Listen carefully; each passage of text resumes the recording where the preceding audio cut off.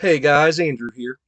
And my viewers have requested more Nightmare on Elm Street content, and I would not be a hospitable host if I did not oblige. So here today I'm going to do a ranking of the top Nightmare on Elm Street films from worst to best. I believe there's 8 films, so we're going to get at it right now. Roll that music.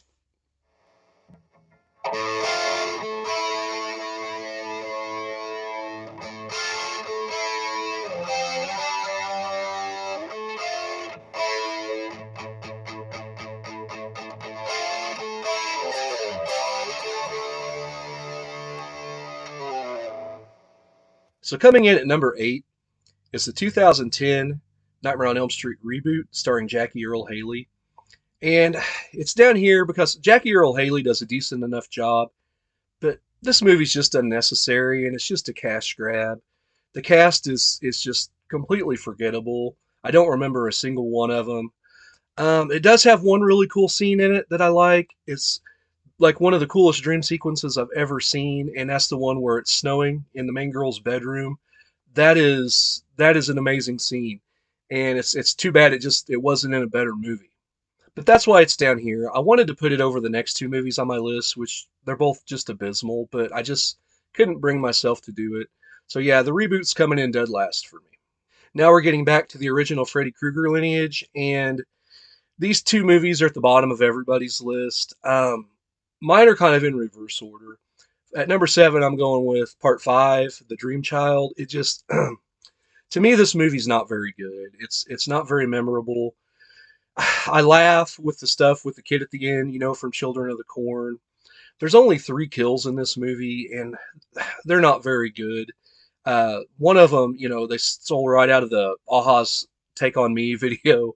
I think of all the things I did like this version of Alice better than the version we got in part 4. But overall, it's not good. And did I mention Super Freddy?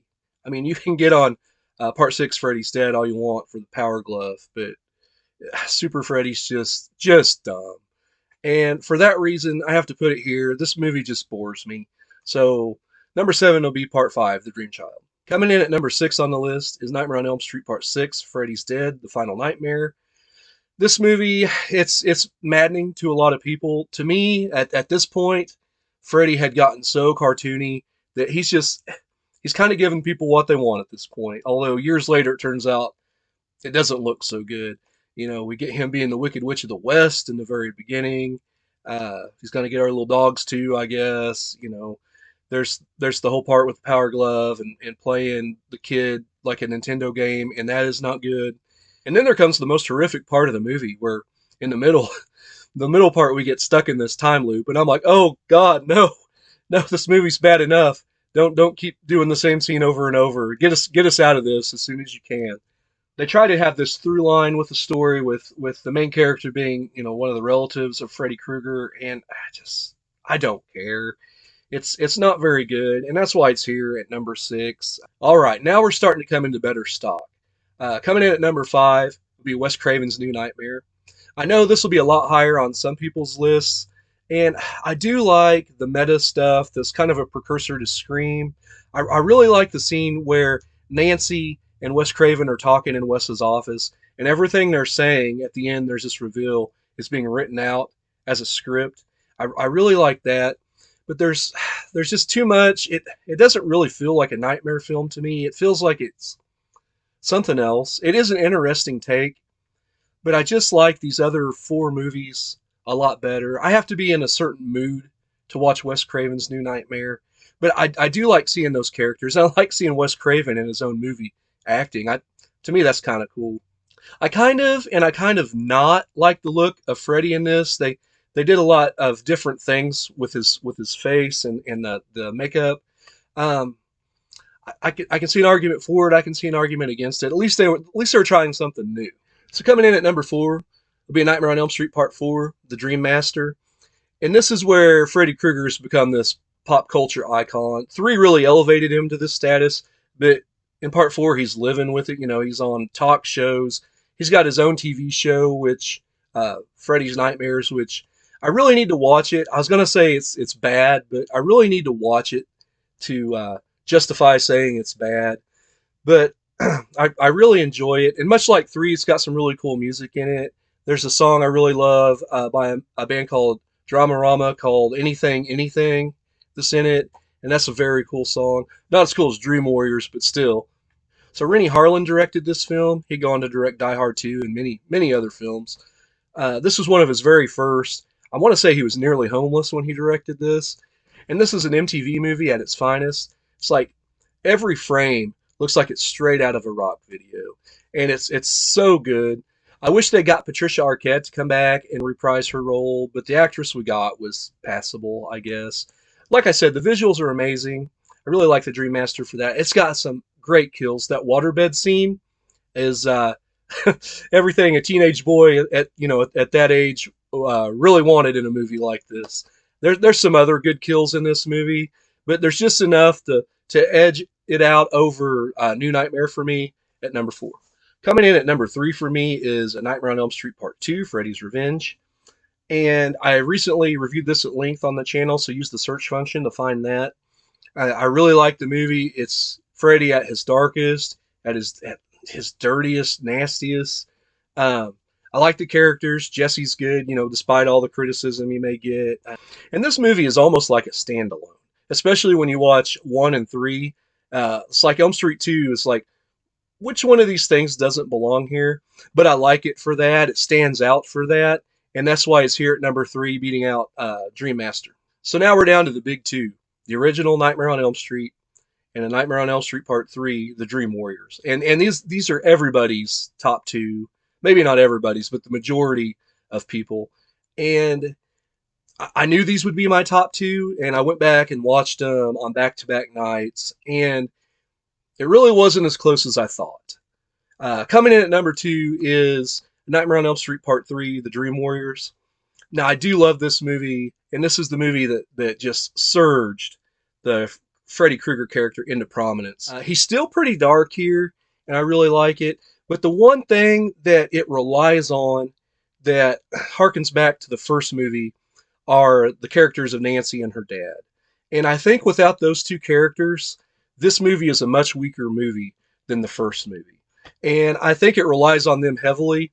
I do like the kids in the asylum, but I think they'd be a lot like the characters in 4 if you didn't have Nancy being that grounding force in this movie.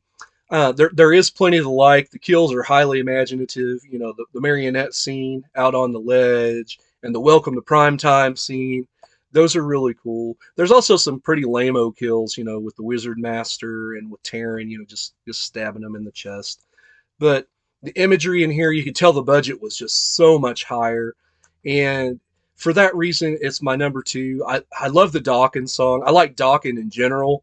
The first run of Dawkins. They've also got some pretty good post-George Lynch albums, which I'm a big George Lynch fan. But anyway, getting off into a whole other thing here. Dream Warriors is just a good, solid movie. I'll need to review it on this channel sometime. It's at least a 7.5, which tells you how much I hold the original in such high regard. And that brings me to my number 1, and that's got to be the OG. The original Nightmare on Elm Street, directed by Wes Craven, written by Wes Craven. He was the mastermind behind this whole thing. If you haven't heard the story, of him researching these kids with coffee pots, in their closets and everything, it's a really cool story. Never Sleep Again is a really good documentary if you want to learn about all these movies and the production behind them. But the characters in this movie is where it just beats out everything. Nancy and Glenn and Tina, but those characters are so good. And while I got on the Nightmare 5 for only having like 3 deaths in the entire thing, I think this thing only has 3 or 4 deaths, but it's done in the right way. And Freddy Krueger is almost as menacing in this as he is in Part 2. Those boiler room scenes are great. I've always been a fan of the eerie Nightmare on Elm Street theme, with its occasional wrong notes and everything. But there's some really cool, like, synth, heavy percussive stuff while him and Nancy are down in the boiler room. And that's some really good music there as well. 2 of the best kills in the entire franchise are in this movie. Glenn's death, with the bed with the blood rushing up. And then Tina's death's probably the best, enough that it's been, regurgitated in other movies. I really enjoy that, and her character, skulking around the school and centipedes and stuff coming out of her mouth. This movie is really creepy. It brought us Freddy Krueger. It's played just right. The acting's good. I like John Saxon in it. The mom plays a pretty good drunk in it. I just, you can't praise A Nightmare on Elm Street enough. And I'll end up doing a review on it too eventually. Just hang tight and I'll get there. But that was my list of my Nightmare on Elm Street movies, guys. And, lists are subjective. This was just my opinion. If your opinion's different, hey, that's cool. We can still get along. Leave yours in the comments.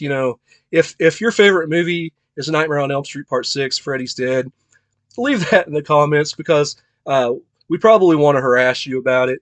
But anyway, thanks for watching. I've got a lot of cool things coming up. I'm going to do more lists. I might do an Arnold ranking here pretty soon.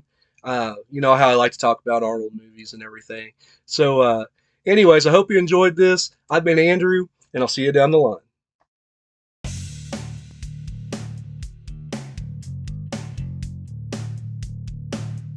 So coming in at number 4 be Friday the 13th. Friday the 13th.